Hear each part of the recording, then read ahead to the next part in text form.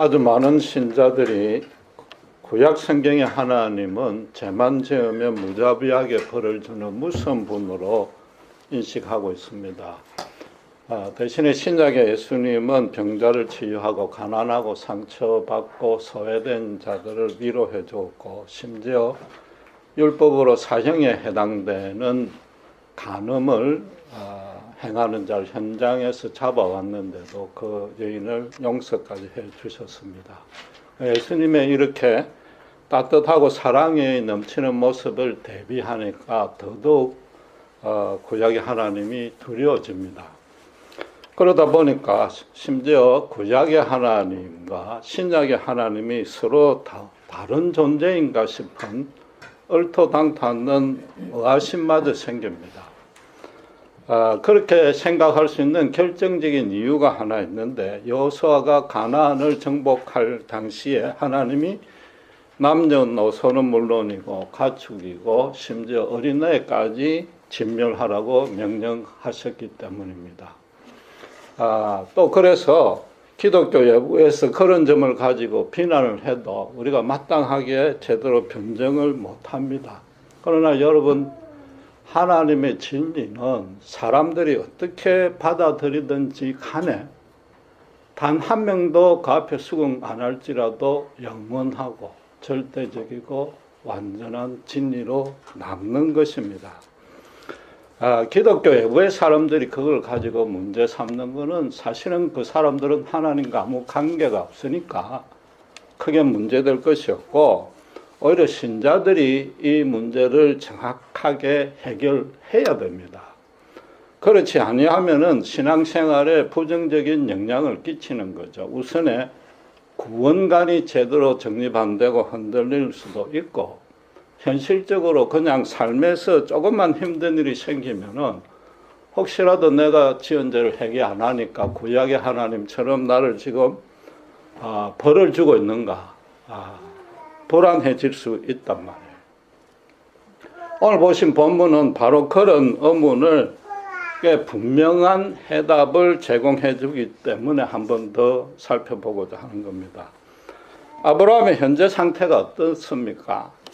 최초의 세계대전의 최후 승리자가 되어 있습니다. 그러면은 하나님이 그 여세를 몰아가지고 가나안 땅을 줄 것 같으면은 그 가나안 족속을 공격하고 정복하라고 이때 명령을 주셨으면 더 좋았을 것 아닌가 말이에요. 쉽고 빨리 가나안 땅을 소유할 것이요. 훗날에 가데스 바네아에서 거역해서 그 죄로 광야를 40년 동안 방황하는 그런 어려움도 안 겪었을 것 아닙니까? 만약에 아브라함 군대가 약하다면 하나님이 기적적인 간섭으로 도와주시면 된단 말이에요. 거기다가 성경에 보면 분명히 알 수 있다시피 아브라함의 믿음을 정확히 물려받은 그 집사장 엘리에셀을 중심으로 해서 하란에서 따라 나온 자가 벌써 근 400명이나 되니까 그 사람들로 하나님의 나라를 세울 수 있지 않았겠는가 말이죠. 그랬다면은 벌써 모든 이방족 속을 구원하시고, 거기다가 신분과 계급의 차별이 없는 참된 하나님의 나라를 훨씬 일찍 건설할 수 있었을 것이단 말이에요. 세상에다 대놓고 여호와 하나님만큼 사랑이 풍부한 신이 없다는 것도 증거가 될 텐데, 하나님은 그렇게 하지 아니했단 말이에요. 아브라함이 낳은 친아들, 그리고 그 후손이 이 땅을 차지할 것이라고 그랬습니다. 당신의 은혜를 누릴 대상을, 한계를 미리 지정해 놓은 거죠. 그렇다고 하나님이 인종차별하시는 분은 아닌 겁니다. 거기다가 이 후손들이 번창하려면은 시간이 굉장히 오래 걸립니다. 그래서 신자들대로 인내심이나 믿음을 연단시켜야 된다, 뭐 그런 뜻도 꼭 아닌 것입니다. 만약에 아브라함대로 가나안 땅을 정복하라, 그래서 그 전쟁을 승리케 했다면은 가뜩이나 지금 아브라함의 인품과 믿음을 존경하는데 그 사람들이 그냥 아브라함을 개인 숭배로 흐를 수가 있는 겁니다. 집에서 기르는 사병들의 출신 성분에 대해서 성경이 침묵하고 있지만 어쨌든 다양한 나라에서 다양한 사상과 문화, 종교적인 배경을 가졌을 겁니다. 거기다가 당시는 아브라함을 빼고는 모든 지역이 그냥 모든 사람이 온갖 우상을 숭배하고 타락해져 있었습니다. 그러니까 그들을 가지고 창조주 여호와 하나님, 유일하신 하나님에 대한 신앙을 순전하게 유지하기는 힘든 거죠. 여러분, 신앙이란 게 단번에 그렇게 성숙되지 아니하는 겁니다.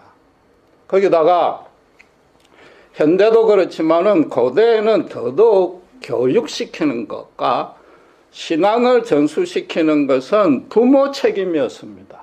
학교도 없고 교회도 없고 그렇잖아요. 창세기 2장에서 우리가 살펴본 대로 가정을 통해서 이 땅을 거룩하게 통치하겠다는 것 자체가 하나님의 창조 경륜 안에 들어가 있단 말이에요. 하나님만을 주인으로 모신 가정을 대대로 이어져 가는 그 단일 형통으로 하나님 나라를 건설하겠다는 것이죠. 하나님 나라의 국민될 자격을 아브라함의 후손으로 제한시켰단 말이에요. 그건 나중에 요엘 선지자가 하나님의 신이 만민에게 부어줄 것이란 그 예언대로 예수님이 십자가에 죽으시고 부활 성천한 후에 성령이 강림했던 오순절 날까지 제한적이고 한시적으로 당신만의 주권에 의해서 어쩔 수 없이 세워놓은 당신만의 구원 계획이었단 말이에요. 15장 7절에 하나님이 이 땅을 아브라함의 소유로 주겠다는 게 후손에게 대대로 유업으로 주겠다는 뜻이고, 그러니까 그 땅에 아브라함의 후손이 정복 안 하면은 이건 아무 의미가 없는 것입니다. 결국 하나님 나라의 실체는 이때부터 어떤 땅이다, 조직이다 하는 외적인 체계가 아니요, 하나님이 정해놓으시고 하나님이 부르시고 그런 하나님의 자녀들, 약속의 자녀들, 사람들의 모임이 하나님 나라의 실체단 말이에요. 만약에 땅만 소유케 하려면은 이미 거부가 된 아브라함이 돈 주고 사면 됩니다. 정직하고 성실하니까 지금껏 형통케 했는데 더 형통케 해가지고 금방 자기 일족들이 물려줄 그런 땅은 모을 수가 있단 말이에요. 하나님은 이 손쉬운 방안도 채택하지 않았고 오히려 아브라함 본인도 그런 생각은 전혀 고려하지 않았습니다. 창세기 23장에 아내 사레가 죽자 그 매장지를 구했습니다. 그러니까 헷 족속이 아무거나 마음에 드는 거 공짜로 가져라. 아무도 반대 안 할 것이다 했는데 그걸 거절했고, 에브라임이라는 사람이 결국 이제 자기 밭하고 굴을 그냥 무상으로 사용하라 그랬습니다. 그때도 아브라함은 정확하게 시가대로 돈을 지불하고 구입했습니다. 그만큼 아브라함이 합리적이고 정직하며 재물에 욕심이 없었던 사람인데 거기다가 따로 더 특별한 이유가 있었습니다. 당시에 토지를 소유한다는 것은 세금을 내야 될 뿐만 아니라 또 하나는 군대에 복무해야 될 의무를 부과하는 겁니다. 그 나라 국민으로 간주하는 거죠. 지금도 대부분의 나라에서는 대사관절을 제외한 나머지 땅은 외국인이 구매하는 것을 금지하고 있습니다. 지금도 거의 다 그러고 있습니다. 지금 헷 족속이 아브라함에게 토지를 무상으로 제공하겠다는 뜻은 이미 세력이 당당해진 아브라함을 어떻게 하든지 자기 부족으로 기하시키려는 유혹이었단 말이에요. 그럼 그 땅을 사면은 어떻게 됩니까? 그 군대도 가야 되고, 그들의 종교까지 용납해야 되는 거죠. 아브라함은 우상신전의 예배에 동참하라는 그 뜻을 모를 리가 없고, 이건 아브라함으로서는 도저히 받아들일 수 없는 제안이 있단 말이에요. 갈대아 우르에서부터 우상숭배는 죽기보다 싫어서 하나님을 목숨을 걸고 따라 나왔는데, 또다시 자기 후손들의 가나안 족속의 일원이 되라는 것은 죽기보다 싫단 말이에요. 아브라함이 하나님에게 이 땅을 후손에게 물려줄 증거를 대놔라. 이러니까 언뜻 하나님에게 불경하고 모욕으로 비칠 수 있으나 전혀 그렇지 아니한 거죠. 아브라함으로서는 굉장히 심각한 문제이단 말이에요. 미국에서 살아야 되는 우리 이민 1세도 심각하게 생각을 해야 됩니다. 지금껏 내가 여호와 신앙 하나만을 붙들고 내가 지금 이방 땅에서 나그네 같은 삶을 지탱하는 유일한 소망이요 목적이었는데, 우리 후손에게도 그런 동일하신 하나님으로 남아주실지 그게 궁금했단 말이에요. 내 후손들도 내처럼 오직 하나님만을 주인으로 삼고 하나님의 그 거룩한 뜻에 순종해서 살 수 있게끔 보호해 주시고 인도해 주실 것인가? 그런 가정들을 모아서 당신의 공동체를 이 땅에 든든히 세워주실 방안이 대체 뭡니까? 라고 질문한 것이단 말이에요. 인간적으로 모든 전후 사정을 살펴볼 때 이 뭐 뾰족한 수단이 없지 않습니까? 라고 그걸 따진 것이죠. 아브라함은 후손의 안전을 보장해 달라는 게 아니고 내 후손들의 믿음을 보장해 줄 방안이 뭡니까? 이걸 물었단 말이에요. 하나님이 제시한 해결책이 뭐였습니까? 후손들이 애굽의 노예가 돼서 400년 동안 고생하다가 이 땅으로 돌아오게 될 것이다. 여러분, 이 하나님의 계획이 정말로 최선으로 여겨집니까? 이걸 구체적으로 하셔야 돼요. 성경에 기록이 되어 있고 과거에 이미 일어난 일이고 하나님이 그렇게 이끌었으면 당연히 하나님의 최선이겠지라고만 생각하고 거치면 안 된단 말이에요. 이건 인간이 고안해낼 수 있는 방안이 아닌 겁니다. 이건 하나님만의 계획입니다. 하나님이 아니고는 이런 계획을 세울 수가 없습니다. 하나님만이 세운 계획이란 얘기는 그 안에 거룩하고 완전한 뜻이 분명히 있습니다. 우리도 마찬가지인데 우리도 살다 보면은 도무지 이해가 안 되고 가만 보면은 분명히 손해가 있고 위험이 있는데 그런 어떤 일을 그런 상황으로 누가 봐도 빤한데 하나님이 밀어 넣을 수도 있단 말이에요. 그게 무슨 뜻입니까? 하나님이 반드시 함께 해주시고 너를 보호한다. 너를 끝까지 인도한다는 게 전제가 안 된 이상 그런 상태에 밀어 넣을 리가 없지 않습니까? 여러분들이 애들, 어린아이들 캠프장에 데리고 가서 스파르타식으로 훈련시킬 때 어떻게 합니까? 전부 헬멧 씌우고 보호 안전장치 다 하고 어떤 일이 있어도 아빠가 옆에서 안 떠나고 받아주잖아요. 지켜주잖아요. 그런데 그런 훈련 과정을 안 시키면은 담력이나 용기를 못 키운단 말이에요. 그 과정을 안 지키면 하나님이 원했던 목적으로 달성이 안 되는 겁니다. 그리고 당장 힘들어서 숨이 턱턱 막히지만은 하나님은 반드시 결과적으로 그 모든 걸 아울러서 선으로 바꾸시고 우리가 따서 누릴 하나님의 열매가 풍부한 겁니다. 함께 하고 끝까지 보호하겠다는 얘기는 하나님이 이미 먼저 그 곳에 가 계셔가지고 모든 여건과 앞으로 일어날 모든 일정을 차질 없이 준비하고 관리하고 있다는 뜻인 거죠.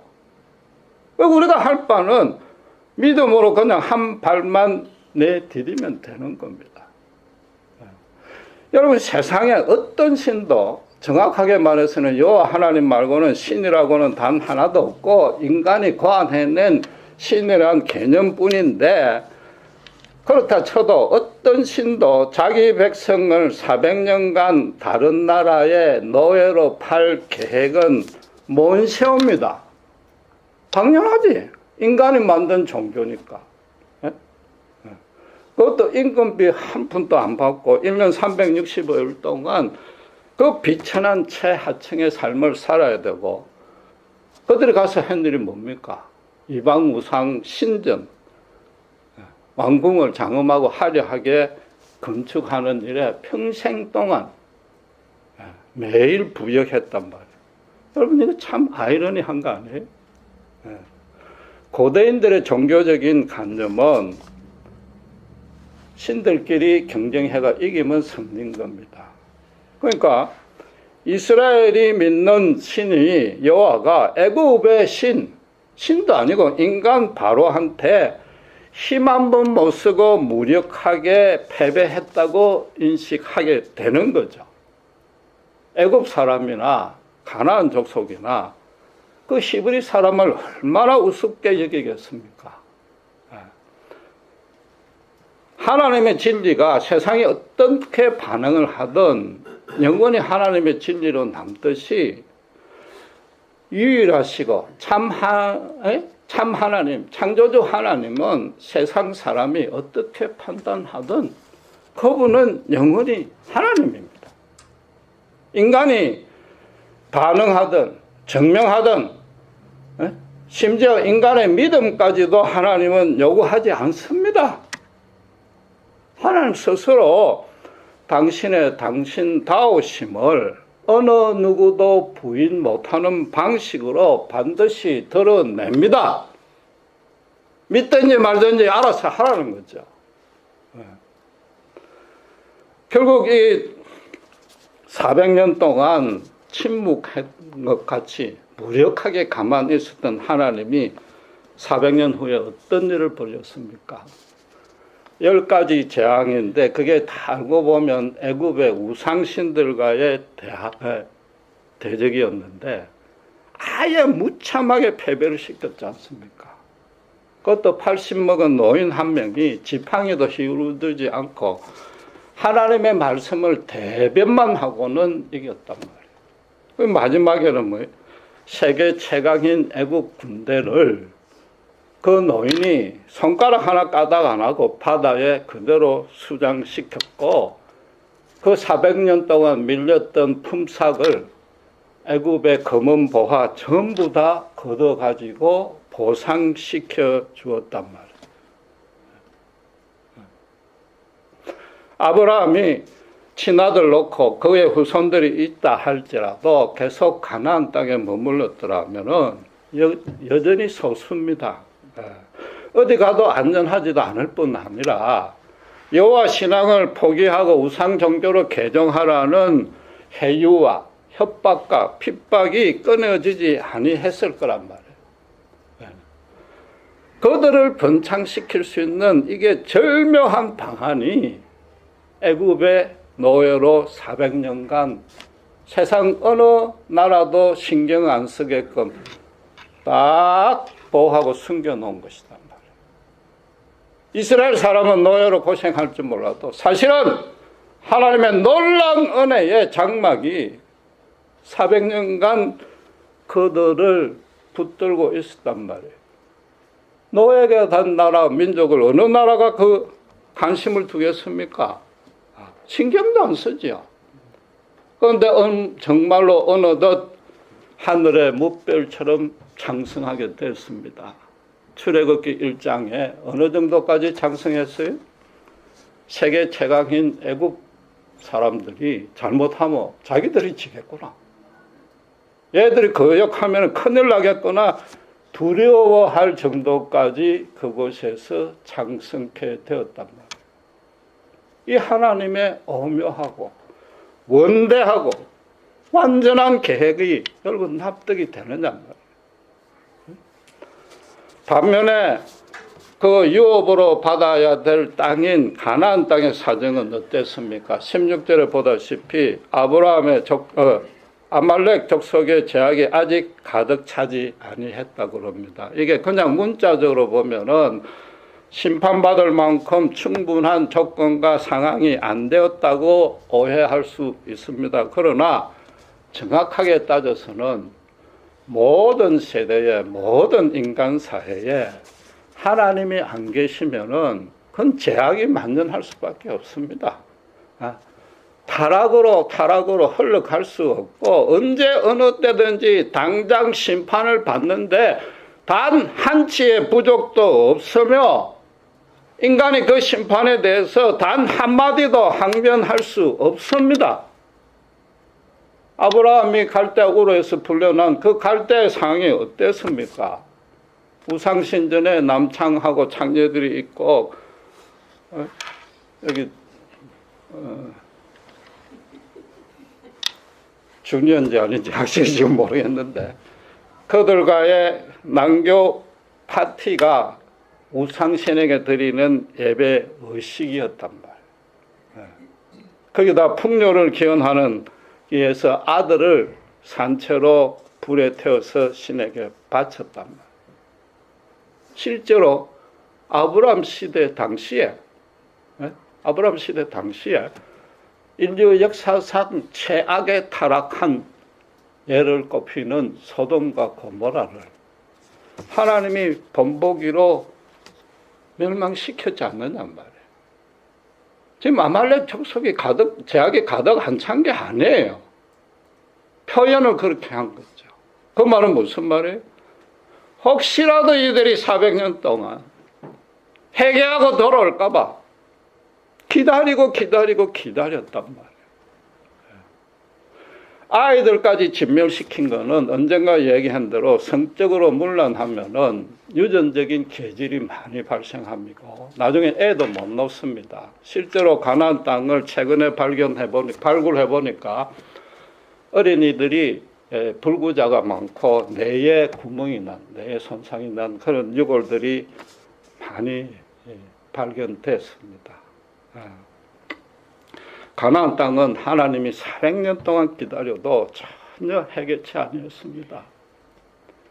인간으로서 더 이상 타락할 데가 없는 곳까지 타락해져 내려갔기 때문에 하나님으로서는 더 이상 인내의 여지가 없었던 거단 말이에요. 그들이 가나안 땅 안에서 진멸 안 되고 소유하고 있다면은 이스라엘 백성과 동일한 나라를 만들어야 되고 군대도 같이 가야 되고 무엇보다도 신앙의 단일화는 불가능했단 말이에요. 하나님은 가나안 땅에 오직 당신의 약속의 자녀들로 당신만을 주인으로 삼아 섬기며 당신의 뜻만 실현하는 당신의 나라를 당신께서 지금 세우시겠단 말이에요. 걸어가신 하나님께서 당신의 백성들더러 나를 닮아 거룩해져라. 그 거룩에 조금이라도 방해되는 것은 다 제거하라. 그 뜻인 겁니다. 여러분, 구약 성경에 요나서가 없었더라면 잔인한 하나님이라고 비판받아도 우리로서는 크게 할 말이 없을 겁니다. 그런데 하나님이 뭐예요? 니느웨의 좌우를 분간 못하는 이상 족속들과 육축과 심지어 잠시 나았다가 말라 비틀어진 박넝쿨까지도 하나님은 사랑했습니다. 요나가 하나님의 명령을 분명히 받고도 땅끝까지 도망가고 또 죽었다 완전히 죽을 판국에 되살려준데도 마지못해가지고 억지로 회개의 메시지를 전하고 마지막까지 하나님께 불평했습니다. 그렇죠. 요나서 보면. 그 요나가 우리가 볼 때는 이해가 안 돼. 도대체 믿음이 어떻는가 이해가 안 되는데 여러분 이걸 아셔야 됩니다. 이스라엘이 가나안을 정복할 때 행했던가는 도저히 비교가 안 될 정도로 아시리아가 이스라엘에게 엄청난 잔혹한 행위, 포악한 행위를 수십 년간 자행했습니다. 요나로서는 그 원한이 너무나 사무쳐서 도저히 용서가 안 됐던 것이단 말이에요.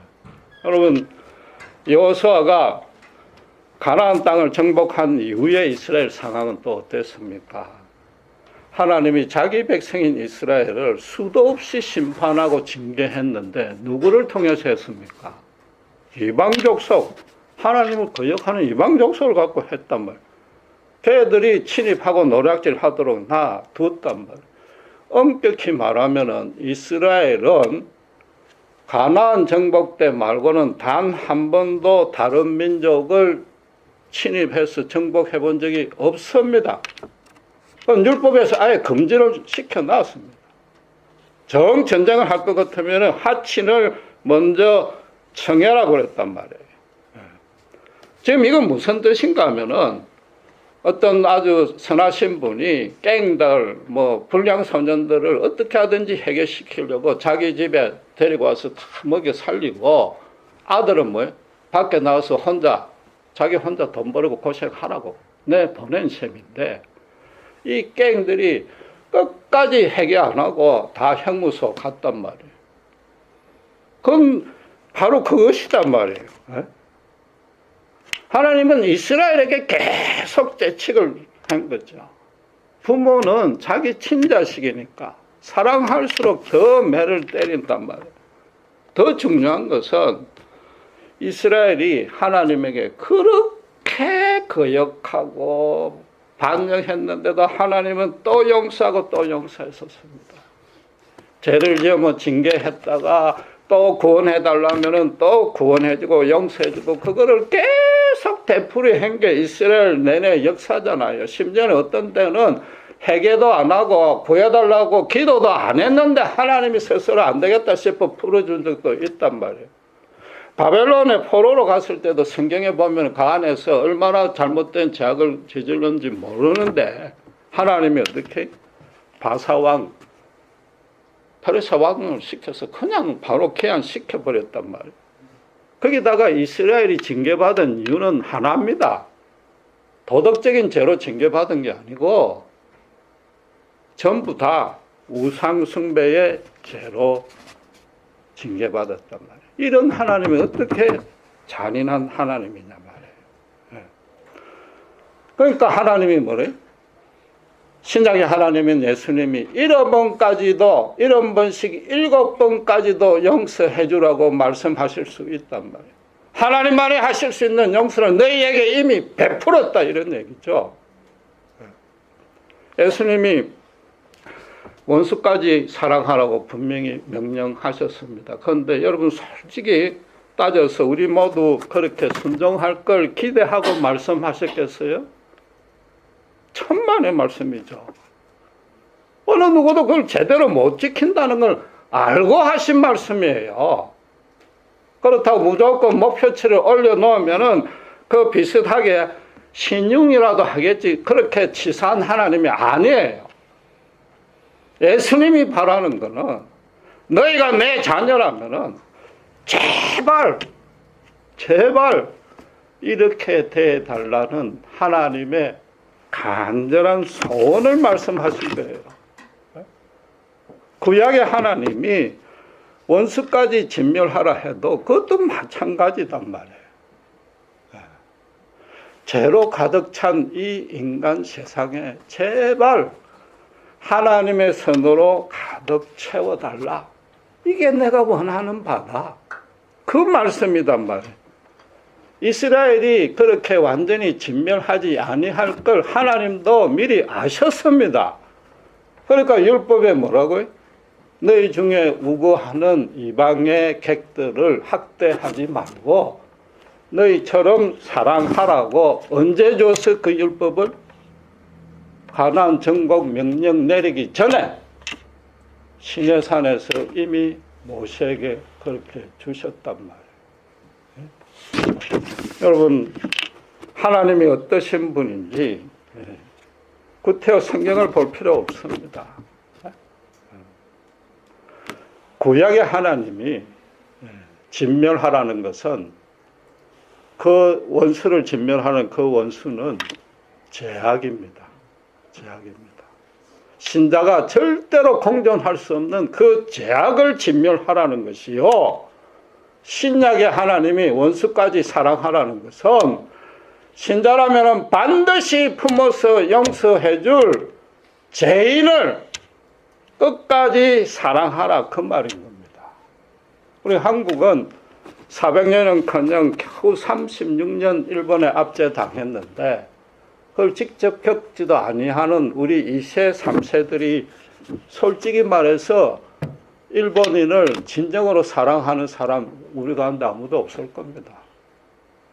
그래 놓고 요나의 믿음이 이상하다고 의심할 자격은 우리한테 없는 겁니다. 구약의 하나님이 잔인한 하나님이라고 의심한다면은 우리 믿음을 의심해 봐야 되는 거예요. 우리 지은 제대로 하나님이 그대로 처치하시면은 말하자면 구약의 그 무서운 하나님의 방식대로 우리를 대우하셨다면은 당장 저부터 이 자리에 없는 것이단 말이에요. 있을 수가 없는 거죠. 혹시라도 나는 그래 죄를 많이 안 지었다. 천만의 말씀입니다. 우리는 선을 행하기는 쥐어 짜듯이 해서 겨우 한 번 하는데 가만히 있어도 죄에 놀림당하고 끝까지 해결도 잘 못하지 않느냐 말이에요. 하나님의 무한하신 긍휼 거기에 바탕을 둔 하나님의 인내와 하나님의 용서가 우리를 붙들어 주지 않고 있다면 우리는 단 한시도 살 수 없는 겁니다. 이런 우리를 하나님이 그래도 따뜻한 사랑으로 품어주는 이유는 오직 하나입니다. 하나님이 일방적인 은혜로 택하시고 하나님의 약속의 자녀로 삼아 주셨기 때문입니다. 그 보증으로 어떻게 하셨어요? 지난주에 말씀드린 대로 하나님 스스로 재물을 잘라놓은 그 자리를 주종계약인데 비천한 종의 자리로 내려오셔서 그 죄를 다 감당하셨단 말이에요. 십자가 구원으로 우리를 인도해 주셨기 때문에 지금도 그 사랑과 인내로 우리를 붙들고 계신단 말이에요. 구약의 하나님이 그때 이미 그걸 지나간 건 예수님이었단 말이에요. 여러분, 이제 그런 은혜로 구원받은 신자는 어떻게 해야 됩니까? 구약처럼 절대 공존할 수 없는 원수, 진멸해야 될 대상인 죄악을 죽기까지 싸워서 이겨야 됩니다. 또 뭐예요? 동일하신 신약의 하나님, 죄인 되는 원수를 끝까지 사랑하라는 그 말씀대로 아직도 예수 그리스도의 십자가 은혜를 모르는 불신자들을 그 이웃들을 품고 끝까지 사랑해야 되는 겁니다. 기도.